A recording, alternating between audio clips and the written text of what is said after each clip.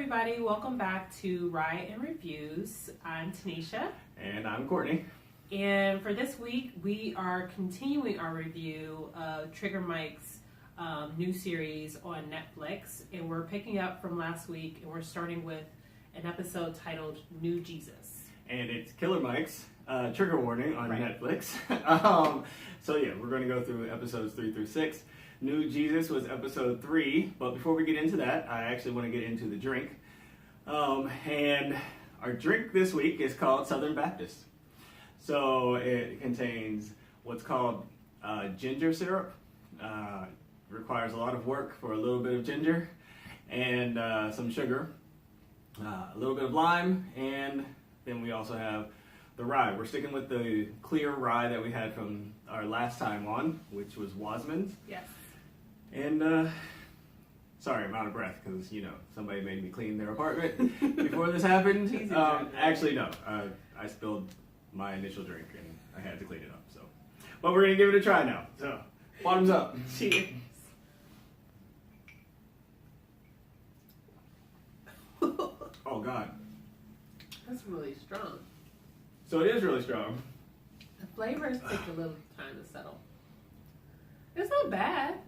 It's not bad, and I actually might have ruined it because it calls for like 2 ounces of rye, and I poured a lot in there.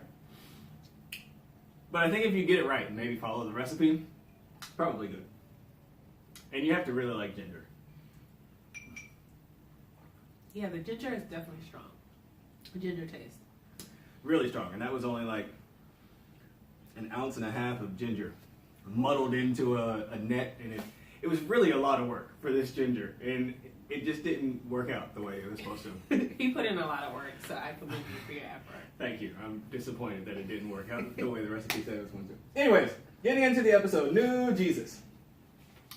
So, do you want to start or do you want me to start?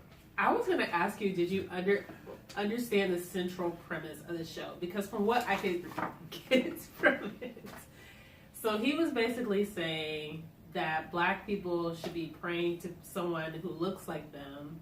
He picked someone, his friend Sleepy. Mm-hmm. Sleep. Because it looks like he's asleep all the time. And then they started their own church that was based on getting sleep. I just didn't get it. So it started out, like the initial premise started out pretty good. It was, Christianity has been used to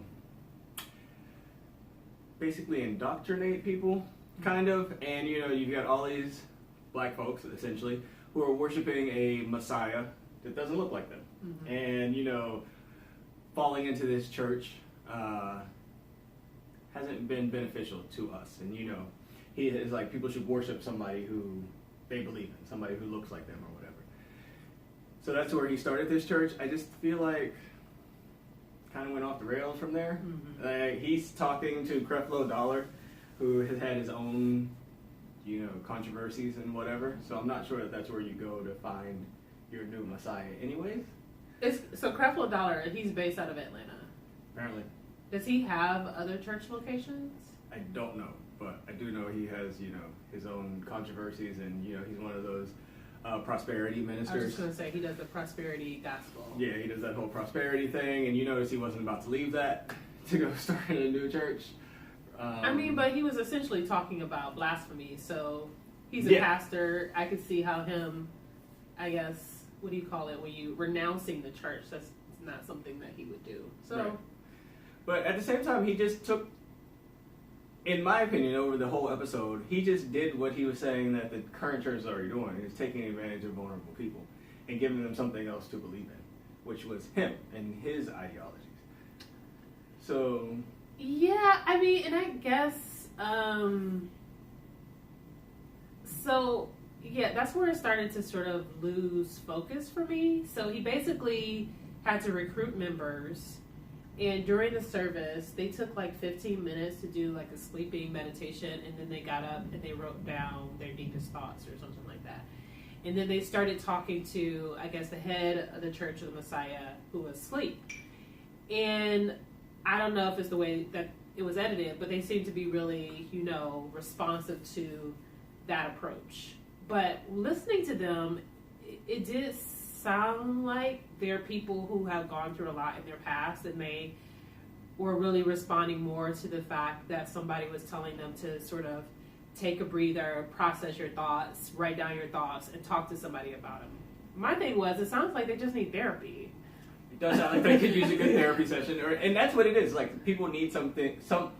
People in general need something to believe in. Like, Right. That's why religion works so well, because it gives people something to believe in. And even if it's not an organized religion, even people who don't do church or whatever, they still find their things to believe in. You know, there's things that give them inspiration or hope or whatever. And this group of people, it wasn't working with them with the Christian church. So Killer Mike, who happens to be, putting on a show that everybody knows about, and I'm sure was casting for people in Atlanta, gives these people an opportunity, whether they just wanted to be on TV or whether they're actually looking for an alternative, to have something else to believe in. Right. So yeah, they probably all could use a good therapy session. And meditation and sleep probably is a good form of getting back to oneself, or feeling better about oneself, or being able to harness the mental energy that you do have and aren't able to use throughout the day because you're so tired. But did you do anything really groundbreaking? No. I think you just set up a church where they smoke weed and yeah. What did you think about him bringing it? Because first the service was in, I'm assuming, the barbershop that he owns, and then they moved it to a strip club that he frequents.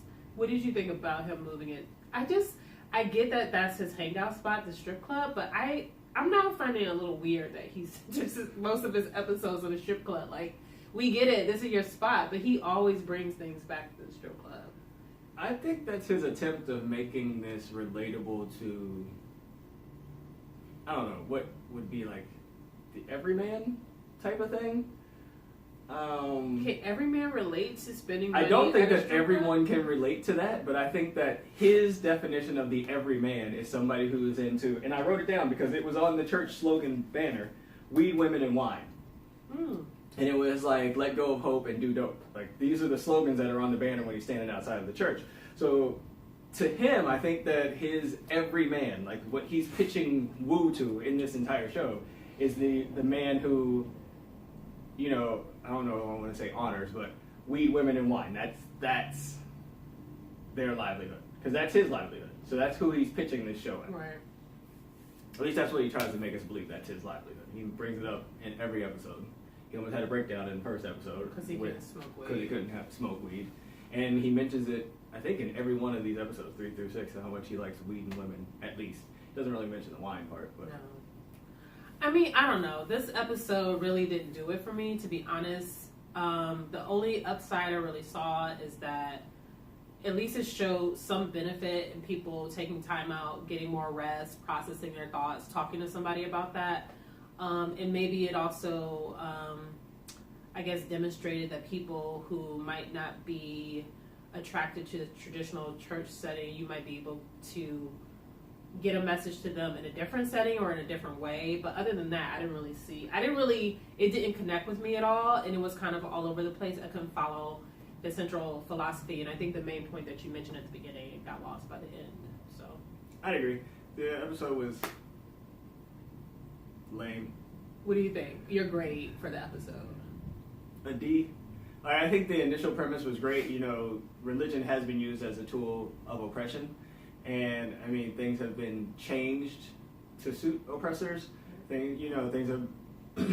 I'm not a religious person at all anymore, but I used to be. And I do think that if you sit back and think of it logically, it doesn't logically make sense. I think that it takes faith, and religions will tell you that it takes faith to believe in it. But can faith and logic really go together? Who knows? Is it about, finding a Messiah that looks like you or something that you actually believe in? Whatever works for you, works for you. I just think the episode was bad. Yeah, I want to say I'm going to give it on a sliding scale of C- D+.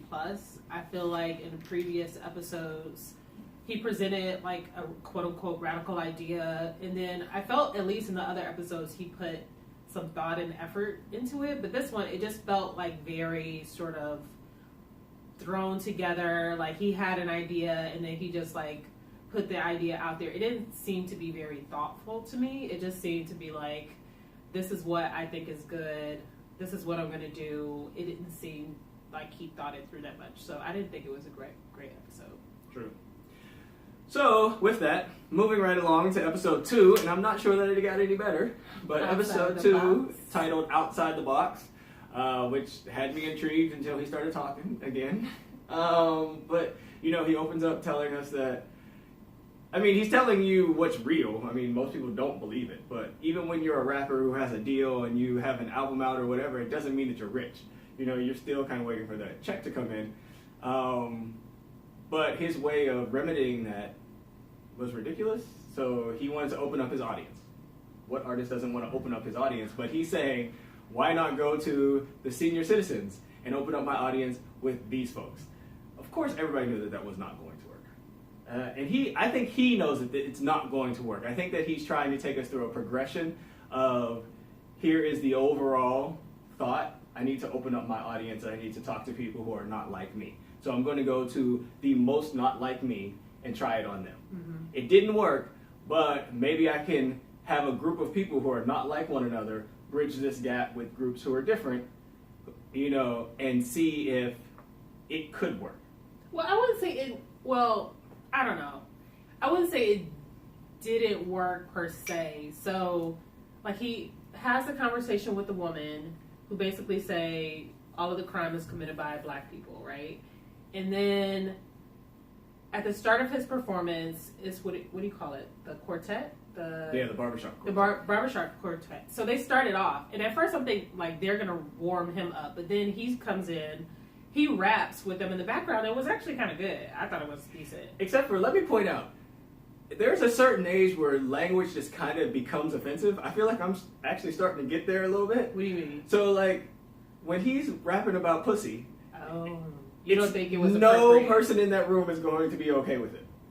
I don't care how old, nobody's going to be okay with it. There's a certain age where you're just like, you let certain things go. You know, let certain things go. So, for instance, and I'm going to get a lot of flack for this, judging by how many people watch, but one of the reasons why I'm not into Cardi B is because she, to me, is pandering to the lowest common denominator. The song that everybody is really into right now, Tatiana, I would be disgusted if my sisters, nieces, whatever, were vibing to that song. It's ridiculous. Why would you?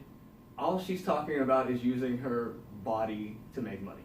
It's all she's talking about. And she says pussy so many times, I turn the song off. And I'm young and I say the word pussy and I curse and everything, but it just becomes so offensive at a certain point. But why is that particular word offensive coming from her? In that particular context. I think it's just the context of it, because I was thinking, like, if it was a guy who was doing all this rapping about this, would I turn it off? And yeah, there are certain male rappers that it's just, you've got to be able to talk about something more than just dick and pussy all the time. You know, so at a certain point, it's like, if this is all you're offering, this isn't something that I want to hear. And I think that as you mature as an adult, you just kind of stop listening to that stuff. But she's still what? She's like 25, 26? I'm not saying her personally. You just mean in general. Right, in general. Like, there's going to be a sector of people who are just like, I'm not in that mood right now. Like, you know what I'm saying? Like, it's going to turn you off, even if you're not actually offended by the words. You know what I'm saying? It just, a certain level of it is going to turn you off. Senior citizens don't want to hear that. They don't. And it's like, and he knew that. That's why I'm saying I think that there is maybe his formula for the show is idea, initial shock value, let's bring it down and see if it makes sense. But to their credit, I don't want to make any assumptions as I'm about to make an assumption. I'm going to assume that most of those people in the room are not into his music, or it would not be. But only one person, I guess, left. From what we saw, everybody stayed for the performance. They clapped for him at the end. They came up to him. They said that they enjoyed parts of the song. So to their credit, like, I agree. I thought they're not going to be able to relate to this, but they were very respectful about his performance. So yeah, I don't know if he did that specifically to be shocking, or if he was just saying, or if he was trying to convey the point, this is what I would do in front of another audience, so I'm not going to recalibrate my lyrics for this audience. But if he was trying to get a rise or more of an extreme reaction out of them, he didn't, at least from what we saw and what they showed. So Right. I thought that was another fair point to bring up about the audience, just in terms of the framing and his whole, like, I'm going to present this extreme and then see how they react kind of thing. Well, would you say, though, that women are more forgiving? So, like, women at that age see their son, for instance, who are going to be more forgiving at it, where guys are just going to see another black guy, no matter at what age. And if you're not into it, they're not into it. Yeah. I mean, it's hard to say, maybe and maybe not. Like, I could see older women getting offended by that language, and I can see older men maybe seeing themselves in him. Like, oh, when I was that age, I used to use that kind of language, so I'll let it slide. So I think I realistically think it could go either way. Like, but they didn't seem to be, up in arms about it. Maybe it was because it wasn't a one-off, that he didn't, like you said, use it in every other line. But I don't know. Right.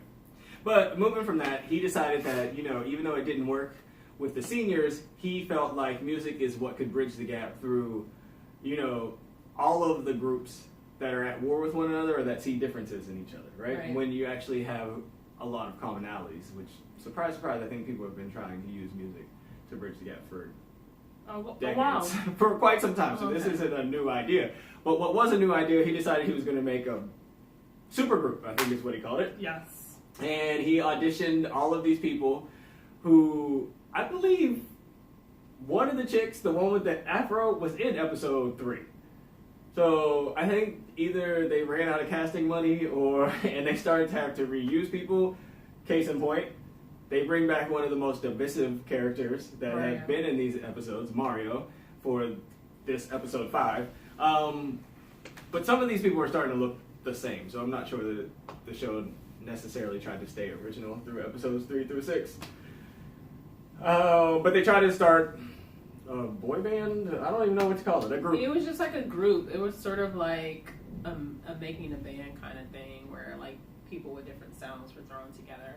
And again, this was another extreme idea because obviously they got people who were rapping. One person, she played the harp, singing. And she was Jewish. They got the Is it Juggalo? The Juggalo, which who knew Insane Clown Posse was still a thing? So again, it was this extreme where not only are we going to form this super group, it's going to be a super group of people who have very extreme views. Extreme views. They had a feminist, the Jewish lady, the Juggalo. They had the Moor. They had the white supremacist. They had Mario. What does he count for? I think it was sexual identity. You're right. I wrote a note. I guess we can talk about it now. We're talking about it toward the end of the episode, but yeah, his journey is definitely a sexual identity thing. But I didn't get what it. So what is his journey? I guess. So I think that it's for you guys because like we're skipping ahead. So they put this. They all audition with their own songs, right? That they want to sing for Killer Mike and T-Pain, and just through the auditions, you realize that the only person who does an original song is Mario, and his song was talking about Box Me In. That guy, he is off his rocker. He's freaking crazy. But he writes this song called Box Me In, and it's about not being boxed in. Mm-hmm. They take his sample and make it the bass track, or the track that these guys are going to rap over, rap, sing, whatever they want to do. His Box Me In is the chorus. Now, when they do that, you would think that, you've got a mixer, you've got a producer, you've got T-Pain, you've got Killer Mike, whatever, who took your track and made it a song. It could have actually been a song, I know? So. He starts crying in his little confessional about how they mistreat, how they were shitting on him or whatever, and it's like, what is this is where you think this guy is absolutely crazy. You're like, what is wrong with him? And at first I'm like, this kid wants fame. Like, he's trying to be the most outlandish character that he can be on this show, so everybody's going to be talking about Mario. I don't know that it's worked. I haven't heard anybody talking about Mario. But anyways, but then when they actually go to perform the song in front of a sold-out arena. I think that was a free show. Either way, like, you still have to promote it or whatever. Like, they have fans already. Like, this is what makes me feel like it's all made up. But anyways, like he's not actually trying to do these things. He's just trying to put together a show for us to watch, essentially. I mean, maybe. From what I hear, at least, they're still selling the Cripa-Cola. So, I don't know, depending on the success of You checked on that? I've seen subsequent interviews. Oh. Like, he's been advertising it still, so I think they're still selling it. I think that was the best thing that he's done so far in all of the episodes that we've To seen. his credit, yeah. And I would buy one of their colas. Oh. Yeah. I'm so I would buy both of them, but I mean, the dude AC, who comes back in episode 6 from the Crips, Yeah, he seems like a really level-headed, down-to-earth type of chill dude. I agree. Anyways, they perform the show, and Mario shows up in drag.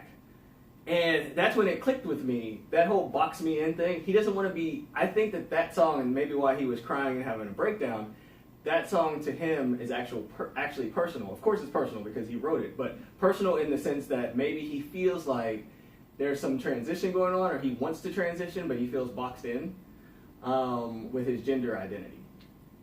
And I think the song is an expression of his need to be or his want to be gender fluid. So when he felt like he was being disrespected, it was his personal story being disrespected type of thing. But that's my issue because as far as we could see, nobody was disrespecting the song. That goes back to him being crazy. So he's absolutely That's out of what his I mind. didn't get. He's crazy. He's crazy. I mean, but to take it back to the most controversial part of them creating the song is the white nationalist had his own verse, and in his verse he says, and I don't even know what the buildup is to it, but he basically says something about being a white nigger. And so the other people in the group are offended. Well, the black people especially are offended by it. And so while he's recording, they're having a discussion like, why is he using this language? This isn't okay. Mario jumps in and says, well, actually, people use this kind of language in all songs or most songs or whatever. And so they get into this back and forth. And so then they perform this thing, and granted, like most people during the performance weren't like, oh, yay, this is the best thing we've ever heard. But unless they edited the footage, once the white nationalist said this line, everybody just got really quiet. So then they did the reactions after the show or whatever, and a lot of people were saying, like, this is really weird, we were kind of confused, but if they're going to continue, they need to cut the white nationalist character. I still don't get what he was trying to do or where he was trying to go. I guess I just don't. I get it, but I don't. But I don't know. I mean, would I have wanted to participate in that song after I knew that they were going to keep that language in? I guess that's what I was thinking.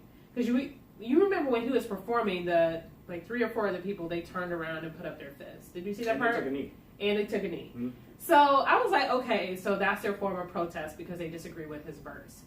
But just something about it, I don't know if I will even want to participate after that if I knew that they were going to go forward with it.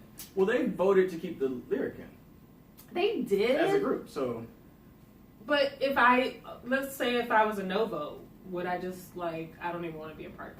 Do you think that would have been a fair perspective to have? yeah.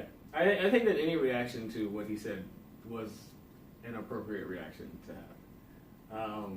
Because I don't understand why white people don't understand why there is a dichotomy. Do I justify the dichotomy? I guess I am about to. Do I agree with that dichotomy? Yes. Do I think that it's justified? Not necessarily, but I understand why, one group of people can use it and one people can't, Right. Do I think that we all should stop using it? Yes, I do. And I think that, not necessarily to defend white people who use it on this basis, but in reality, if you're walking around calling yourself a nigger, you got to expect that they feel like it's okay to do it too. But that's the thing. People aren't walking around and calling themselves niggers, though. There's no difference. I disagree with E-R-A, there's no difference. I disagree It's the with same that. word. That's- You I can let it disagree go. with that. It's the same word. I disagree. Stylizing it doesn't make it better, in my opinion. If you're calling yourself that word, you have to expect that at a certain point, they're going to think it's okay to call you that. They're going to think it's okay to use it in their own language toward one another. And they do. It's not, they're going to think that. They think that. They use it. I saw a group of white people walking down the street, and I overheard them talking about this one guy saying, "Oh, that's just in my regular lexicon. That's how me and my friends talk." They think it's okay. They think it's We've okay. given them the power to No. think it's okay because we use it all the time as if it's okay. First of all, I think you should modify the term "we" because not everybody uses it. I can see a difference, but I don't use it in my day-to-day language. Second of all, I think a lot of white people use it because they don't like being told they can't do something or that they're not a part of an in-group. They want to feel like they have the ability to do and say whatever they want to do or say. So it's not like anybody's giving them permission. They want to take a power that they don't feel that they have. And that's just the bottom line. I think that there's a difference. I think that there's people who can disagree on, whether it's appropriate to use. I honestly don't know. Like, I don't use it. But do I get offended when I hear it? It really depends on the context, to be honest. I don't know. But again, it just goes back to the point that that's an insular argument that people can have within the black community. I just don't think it's an argument you can have with white people, and white people should not be a part of that argument or conversation, in my opinion. All right. And also in that conversation, though, I think that the white nationalist brings up some good points. It's his justification for using the word, which I don't think is justified. I just want to be clear. I don't think it's justified really on either side. And I use it, and I still don't think it's right. So, I try not to use it. I do know when I use it more. So I try to police myself. It depends on what group I'm in or who I'm speaking to. But the one thing that he brings up that rings true today is back then and now and probably forever, poor whites and poor blacks are always going to be in the same situation.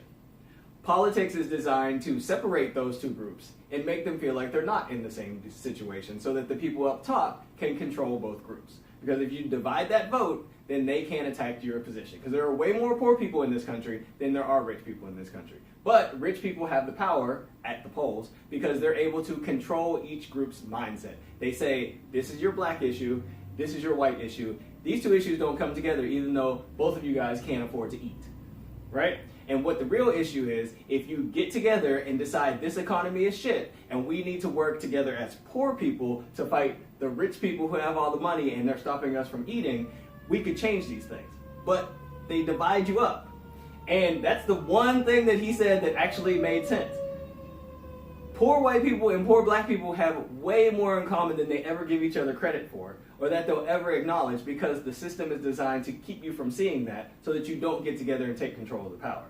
That's all I'm going to say about that. That's the only thing that made sense out of his mouth.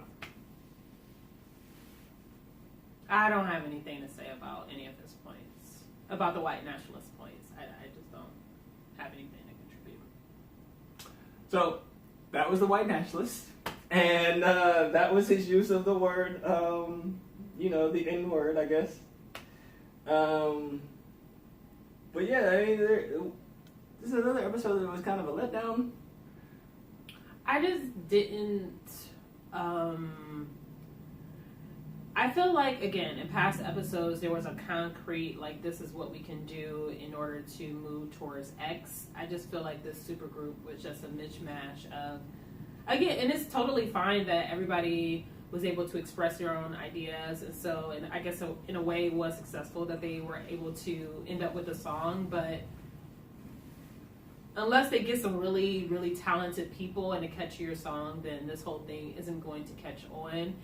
And I don't know, I just feel like this idea that you can use music in order to break down sort of the divisions between groups, I don't know if that's necessarily true. The biggest consumer of quote-unquote black music, rap music, are white people. And they can just as easily listen to black music and call you a nigger and discriminate against you in employment. Sure will. So this idea that you can use Started music from the bottom, now we're here, to sort of break divisions, I don't think that that's true. I think that you can sort of maybe form bridges. But yeah, I think more thought needs to go into the idea before you're really selling me on it. honestly. Yeah, music isn't going to do it. If you want to bridge the gap between groups, it has to be an open and honest conversation where people, one, have the space to not be defensive and not be offended. And it doesn't mean that you're not going to have something said to you that's going to make you defensive, and it doesn't mean that you're not going to have something said to you that's going to be offensive, but you can't understand the other point of view if you're not listening to it. And if their point of view is completely offensive to you, you have to be able to take that in to hear it. You don't have to agree with it, but you have to be able to take it in. And if your wall shows up as soon as they say something that offends you, there's never any dialogue. There's never any conversation. You're not going to be able to say, I hear this, it really pisses me off, and I want to punch you in the face right now, but I hear this. Here's what I think could change your point of view. And that's the point. Everybody spends too much time being offended on one side and being defensive on the other side. So it's like white people don't want to talk about race and racism because they get defensive. They don't want to be called racists, right? And then, black people don't want to talk about, homophobia or whatever because they get defensive. And it's like you have to be able to be vulnerable to make something happen. Right. Yeah, I mean, again, I'm not totally ruling out the idea, but I think that there's going to have to be more openness in terms of the listener, as you said, and then it's going to have to be really good music. Music ain't going to do it. It's not going to be music. I mean, music ain't it's gonna a do possibility, but just based on that experiment, it seemed like mostly people just came away from the whole experiment as confused. So, all right, let's rate it. C. Yeah, C. Maybe even a D. Like, I'm really disappointed in these two episodes, but yeah, good premises, bad execution. So moving on to episode 6 and the final episode, and it's called Kill Your Master. In that title alone, I thought we were going somewhere, but I should have known by episodes 3 and 4 that we really weren't. But it's about Killer Mike deciding that he wants to start his own country within a country. And he starts talking about Fela, who he mispronounces his name the entire time, and it drove me crazy. But he talks about Fela and his independence in Nigeria, and takes you through a little bit of that history. And then he says, he's going to buy this plantation in Georgia, and he's going to start his own country because, what was the reasoning? I don't remember. I mean, I'm not even sure he gave us a reasoning. I think it just goes back to his central, I guess, ideology in terms of people creating their land and having their own space. I don't know, because it wasn't limited to black people, this new country. You're right. But here's the problem. And he, went and consulted the Moors, and I'm sorry if you're a Moor, but, having been in the court system for quite some time, Moors think that they are a sovereign nation, and you are not. You are subject to the laws of the United States, you're subject to the police of the United States, you're subject to taxes and everything else, and you can't walk into any courtroom and say, I am a citizen of whatever Moorish country that you're a nation of, and I don't recognize your laws. They're going to still prosecute you, they're still going to have your trial, they're still going to sentence you, and they're still going to put you in jail. They're still going to arrest you when you break the law in this country, they're still going to arrest you when you break the law in your own country on the land that you bought from somebody in the United States. It doesn't work. It doesn't work. Before we even get there, though, I didn't know who those people were and what their beliefs were. So can you just give, maybe a 1-minute overview of why they're even...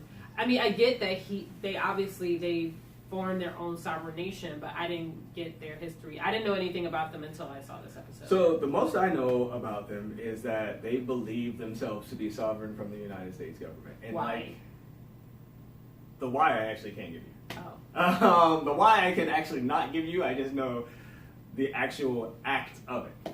And like the guy in the Shriner's hat said on the episode, they write their own constitution, they have their own laws, they buy their land, and they try to secede from the Union here in the United States. Which is impossible for anybody to do. I'm not even convinced states could do it. quite frankly, everybody keeps talking about California and Texas. They want to break off from the Union. I don't think that it could happen. Why not? I think the United States would invade you really quickly. Oh, and take it back. I thought you meant legally. Like legally, it was prohibited. I was just gonna say No, there's some like legal technicality. I don't think it's actually prohibited. I think that you could try it. Yeah, I think it would I just be don't think it's gonna something work. similar. Yeah, you would be invaded by the. And I don't think that. And think about this: if you're actually going to secede from the United States, right? That means the entire state of California. Let's pretend like an actual state does it. The entire state of California has decided they're no longer part of the United States government. So that means all of their water and power and sewage and all of those things that have been, and highways and government funding, all of those things that have been supported by the United States government get shut off day one. Now they've got to build their own infrastructure.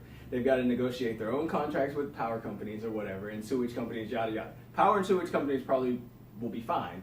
Right, but you realize the federal government is funding a lot of state government stuff. Oh yes. So if the federal government says, "Oh, okay, you want to secede and we're done, like no more funding," like California doesn't actually have enough money to support themselves. No state in the union has enough money to support themselves, or they wouldn't need government subsidies. You know, the power of the purse wouldn't work if the states could be self-sufficient. So it just, in and of itself, California's going to start running out of money. And then right there at the border, when you guys try to go from California to Nevada and do it in an hour like they do in California, you're going to have to pass immigration. If the United States says, okay, we're not letting anybody in from California, then what are you going to do? You can't come in and see, you know, your passport dies. You're going to have to get a California passport. Like, it's a whole can of worms that people don't actually think out when they come up with these secession things. Well, I mean, and this is where I feel like I wish I knew more about the history of the Civil War, because clearly several states thought that they could sort of make it happen and I guess form their own country. But I'm just interested to see like what was their thinking about what's next. I know that they created their own government, they created their own currency. But yes, in terms of those questions, and again, it was a much simpler time. Well, simpler time back then. And that's probably when it could have worked best. Maybe. That's probably when it could have worked best, and it still didn't work. I think it's just too complicated now. But yeah, so that's the whole idea, is creating a nation within a nation, and Killer Mike chooses Atlanta, a plot of land in Atlanta, to create his nation within a nation. And he invites people who have appeared in past episodes to join him. And when they get there, I guess there's like a Secretary of Defense, there's a secretary or somebody who's dealing with immigration. They have to take an oath. And for some reason they have to wear uniforms.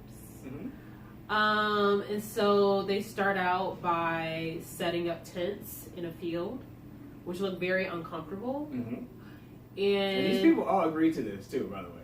Oh, and to point out, with your tents, Killer Mike is living in a mansion on this plantation home, on this little plantation plot, or what used to be a plantation. Yeah. And he stayed in the mansion. Like, he welcomed them at the door, didn't let them in for drink. He didn't even let them in for a freaking thing of water. He said, "Here, pass immigration and go set up your tent." I'm making that assumption. Okay, so there's like this plantation style home, and then there's a ton of land. Now, there was a guy living there, so I don't know if the guy was like selling plots of land or if he was selling the home too, but if that is the case, then yes, Killer Mike was in the house, the plantation house, while everybody else created their own field, created their own tent and lived out in the field. Out on the field. And I wanted to point this out, but I don't know if you were going to get there. So he bought this plantation. He recruited workers. He hired somebody to be his, overseer in the field. He gave them uniforms. He made them sleep in the field. He made them tend the field. He made them tend to the animals. And he slept in the big house and did nothing. As far as we know. Even the woman said he did nothing. And during their argument. I think the one who eventually... No, she didn't win. The feminist from episode 2, the feminist. She called him out. She said, "We've been out here all night long and you haven't been here." Or no, she mentioned it, but he had left at that point. Right. So yeah, it's like he essentially set up his own plantation. Of sorts. I mean, it wasn't exactly the same. He wasn't helping. All he was doing was being the They leader were there of the group. voluntarily, though. They were. And nobody was being forced under the lash of a whip to do work. True. I'm not saying that it was actual slavery. But I take your point, and it seems like he was trying to create a quote unquote utopia, or let's do this and let's raise our own food and build our own homes. But it was but very without the much. let's. That's the thing. He I was just sold gonna- them a let's, I but was there was just no gonna let's. say, but it just seemed like he was letting them do the bulk of the really hard work of creating a country, or even a area. I wouldn't even call it a country, but yeah, I did take that point. So at a certain point, so Mario comes back. He's the divisive Dun, figure. dun, dun. And from the very beginning, he objects to everything. Which some of his objections, I was like, okay. But some I was just like, really? Okay. So his first objection was that he didn't want to take an oath to the new country. He objected to that. He says he doesn't like to take oaths on books. His second objection was that when he didn't want to be in a single file line? That was his second objection actually was to the shirt, but he Yes. didn't object. He just didn't have the uniform on, That's and then right. they forced him to put the uniform. That's right. But he was also, so this is my thing, like, it would have been one thing if he had certain objections and it seemed like he was with the group, but at least from what they showed, it seemed like he separated himself from the group, and then he was one of those people like, oh, you guys didn't tell me what I need to do, you're not including me, but you weren't with the group. So he just seemed to be one of those people who are going to be creating problems and complaining about a lot of things. So by the end of the day, once they got back for like this communal dinner, he, I guess, created a national anthem. And he sang a national anthem. And at first, it just didn't seem like he created any lyrics. And then eventually he got to the lyrics. And it was okay, nothing to write home about. And then he sat down. And then Killer Mike got up and started criticizing, was it the song or the way he sang the song? I think it was both. I think he felt like it didn't have any lyrics, and he definitely said it didn't have any passion. So Killer Mike, he gets up, he starts criticizing the song, and then it just seems like after that, it's a free-for-all against Mario. Like, everybody starts to criticize the song, then they start to criticize other things about Mario, and then what had been previously, or what appeared to be like everybody getting along, then all of a sudden everybody's fighting. And then that's when Mike says, I think, did he apologize? And he just said, I think I need to rethink my leadership or something. And he left. No, didn't he just leave at that point? I thought he made an announcement. I thought he was saying, like, I think I made a mistake, because he realized that criticizing Mario caused the fight. He was like, I need. Oh no, he came back to say that. Remember, he walked away left. initially. Okay. There was a whole big fight, and that was overnight. And then he came back. And said, okay. No, I thought that was the same night. But he okay. left, and he came back, and he said, "Oh, I caused this division or whatever. So I think that we need to have democracy." That's right. Right. So then they do. People, I guess, pitch their platform. There's a vote on who is going to be, I guess, the top two candidates against Mike for president. They do like these mock. Anyways, They did debates, and then they finally had a vote. because even with him saying, "Oh, who wants to run against me?" It's like, You thought he should have took himself out of it? I think he took himself out of it. He It should was have been his nominated. idea. He should have been nominated like everybody else. So that's the I see thing. what Like, you're he's saying, "Oh, it's definitely me and somebody else." Like, no, you should be nominated like everybody else. You wanted to create a country where everybody was equal. You were a citizen of the country, Right. right? But you're not acting like the citizen of the country. You're acting like right now the dictator, Like a king. like a king of the nation. You're not even helping. You're not even helping build this nation, and yet you're pretending like this is something better than what we have in the United States, because you've taken these actors who you've hired over this 6-week, 8-week experiment and put them in tents in a field. Yeah, I mean, there was definitely a lack of self-awareness. Okay, so I agree. Like, if he was going to say, in his mind, this is my idea, let's just say he bought the land, I should be a nominee, then yes, I agree. Like the other people had to present their ideas and their platform, he should have had to do the same, and there should have been a vote. So he did separate himself and seemed to put himself as above the other members of a group, which created a power imbalance that seemed to sort of reinforce itself as they did the voting. Because a lot of people in the reactions to the voting, they were like, oh, well, he was already the leader, or he already had this information, blah, blah, blah. But I think only one person said it was actually about his ideas. But ultimately, this black woman wins the election. And so everybody's happy. And then at the end, Mike's wife is like, well, how do you feel that you lost the election? And he was like, oh, I didn't lose. And then that's where they show footage of Mike sort of tampering with the votes, basically making it so the black woman could win. According to him, he won in a landslide. And I can't even remember his reasoning for doing that. Something about they needed her. It was very Dark Knight-ish. Like, this is the, like when you do this wrong, is the hero that they right. need, but they don't deserve, and this, that, and the third. Well, whatever. It was like, I felt like it was just like something else that they threw in as a show plot. I don't actually think he rigged the election. I think he lost. Because I think that everybody who slept in a tent said, man, I'm over here sleeping in a fucking tent, and he's telling me how I'm supposed to live? Like, vote him out. Yeah, I mean, I guess we'll never know, but it was kind of weird to me that he was like, yeah, I basically rigged the election so this other person could win. Again, this episode, I don't know, I guess if you could take it back to, maybe take it back to what happened post-slavery with some people within the black community who didn't want to try to make it work, so to speak, with white supremacists. Instead, they just wanted to remove themselves from the United States, go back to a particular country in Africa, or some black people who within certain states were forced to create all black communities instead of trying to, integrate with other white people. So I guess there's some similarities in history, but again, on both of those fronts, was there a success with the Back to Africa movement? I can't think of one, and I'm not saying there isn't one. That was a forced. Migration, but slavery was a forced migration. But then, when they sent us back to Liberia. But didn't people die? Like they weren't used to the weather conditions. Is still not really in a good shape.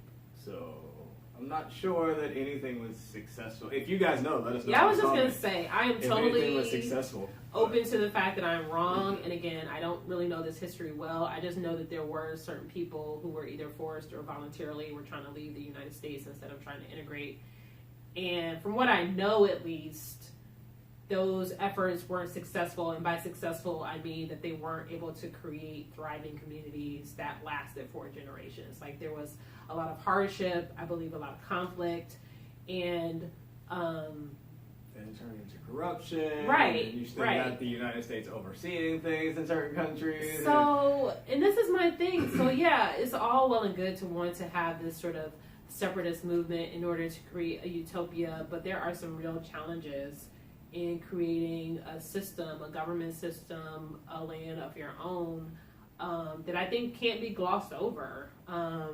Obviously, this was a very crude example in Mike's episode, but again, I think... And he was really building a cult. And this is where you guys can correct me if I'm wrong, but I'm pretty sure these are the same things that happened in those cult situations in Texas, like in Waco or whatever. It was people who came together, they had one belief, they were living off the land, they were taking themselves out of the United States, they were building security around their location. Like, aren't these the same Not necessarily. Cult things? Again, not necessarily. And we have very limited information about what was going on, but in those cult situations, I think they also had to give the cult leader all of their money or whatever earnings they had. They had to separate themselves from their friends and family. His wife was on the $1 million bill. She was actually on all of the money, but he just pointed out the $1 million bills. Like, he printed the currency, he got the funding, he put them on his land because he bought it, and he didn't help with the stuff. He forced them to work. I'm saying in order to be a part of that community, you have to give out whatever money you have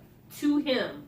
So unless they tell you you have to sign over your property. You have once they took the allegiance to the country, their U.S. money didn't matter. So they were dependent on him. But did he say, like, you can't leave this free Africa? What was it called? New Africa? New Africa. Mario tried to leave. No, he didn't. Yes, he did. When he wouldn't swear on it wasn't even a Bible. What the hell was that book? It was journal. That sleep book. That sleep journal. When he wouldn't swear on the sleep journal, remember he was walking toward the fence. He didn't try to leave. He was just being dramatic. He was trying to leave. He was being dramatic. I mean, the other guy like he said, it's too sunny to be in a straight line. What the hell? Like, it's too nice of a day to walk in a straight line. My point I think Mario is crazy, but I think he had very good points. Like, everything you were trying to build is what you're trying to run away from. My thing is, there were some, like, I didn't get the uniforms. I really didn't get why people had to wear the uniforms. They had to wear uniforms? That's a cult. I'm just going to give him the benefit of the doubt to say he wasn't creating a cult, even though it has some cult-like aspects. But long story short, creating a country, a nation of your own is not something you can just do. It's very complicated. It's certainly not going to be done in the United States, so you can just forget about it. But at least not by one person. Not by 20 people. Like, you're going to have to take a good swath of the country to succeed. It's not going to work. I mean, and what does that even mean? In order to create your own country, like, you're going to totally isolate yourself from the outside world. It's very complicated. Right. You have to create borders. I mean, you have to create a military. You need protection. Think about it. If California creates its own country, right? Texas wants to succeed too, you know. Yeah, but okay. So if Texas wants to succeed, right? Yeah. Secede. So Texas wants to secede. Say North Korea wants to invade Texas. They're gonna have to try to defend themselves. Who's gonna stop it? Texas needs to have a military that is, able enough to defend itself from outside. Invasion. And then you have to worry about the United States wanting to invade Texas. I mean, that would be the biggest. Who's going to stop it? Mexico as well. Mexico's going to want to invade Texas. You need to worry about your own borders before you even think about people overseas. How are you going to defend yourself? How are you going to fund yourself? So it's a terrible idea. It's a bad idea. It's a terrible idea. And I'm really, again, this just goes back to something that seems good in theory, but in practice, it falls apart. Because he really wasn't, maybe I lost it in the episode, but I'm just like, what's the end goal here? It seemed like he wanted to create a utopia, but then not so much. I don't know. This episode again was just really about the episode. He wasn't really a part of it. He was there for the weed smoking and the celebration.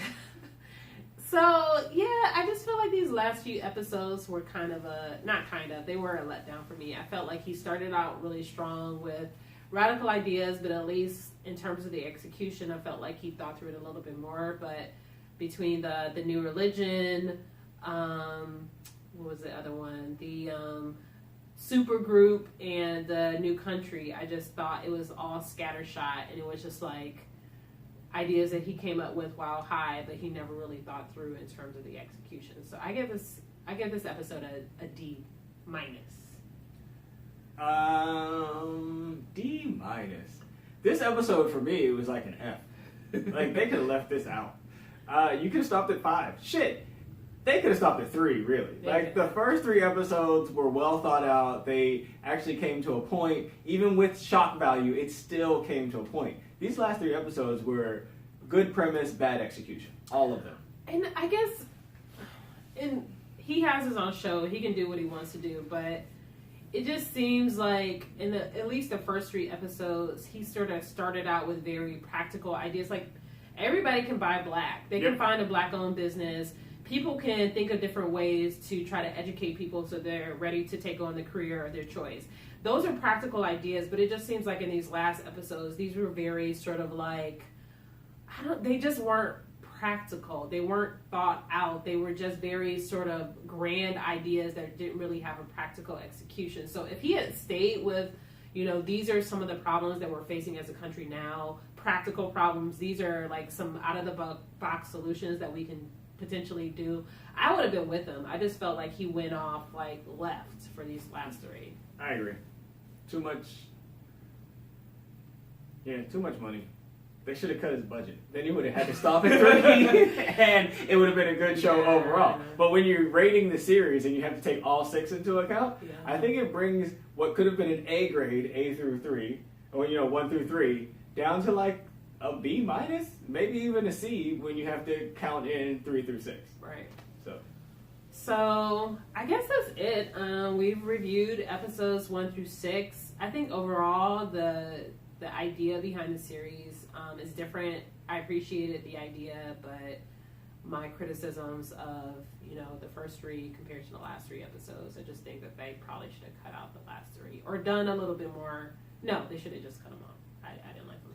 yeah, I agree. I mean, get rid of episodes 3 through 6, and I love the series. I didn't even know about Killer Mike really until we started, and I was really, if you could tell in the first video, I was really excited about him. But now I'm like, we just spent a good bit of an afternoon on a holiday reviewing something that, and I spilled a drink on her couch that I'm never gonna be able to. I wasn't gonna say anything. So, you outed yourself. I wasn't gonna say anything. So, but I'm gonna have to live with that. Whether she tells you guys or not, I'm gonna have to live with that. So, anyways, it was great seeing you guys again. This is our winter specials. I know that they were kind of long, but we tried to give you guys some good content. We actually threw in more than just one episode per our episode, so an hour for 3 episodes isn't so bad, and we think this one should be shorter, but we do like to talk. Sure. Hopefully something else comes up that we can review that we both agree on and that you guys are enjoying. I'm hoping that Atlanta comes back before Insecure. I don't think it's going to happen. They're saying that Atlanta is on a delay. Darn. Well, then we might only see you guys for the next season of Insecure. But give us suggestions. So, I have a suggestion actually. All right, so we'll see what that is. Don't tell him yet. Don't tell him yet. Yes, We'll see what that suggestion is off the air. And actually, I don't know if it's time to do this, but if you guys want to help with the production, like you know how to run a camera, because right now it's really just us and one camera on a tripod. You don't see extra shots. It's just us sitting here. And by us, Courtney means him. He does most of the work. So. Actually, no, I meant sitting in front of a camera. But if you guys run a camera, you actually want to be a part of the production, we can't pay you. I'm telling you right now, we cannot pay you. But if you need some type of experience, you want to go ahead and use this show as a resume builder. It's your first show shooting or whatever. Hit us up in the comments. Let us know. We're willing to work with people. We'll give you some drink, though. We'll definitely give you something to drink. So. Anyways, for Ryan Reviews, this is Courtney. This is Tanisha. And we will see you guys later. Bye. Bye.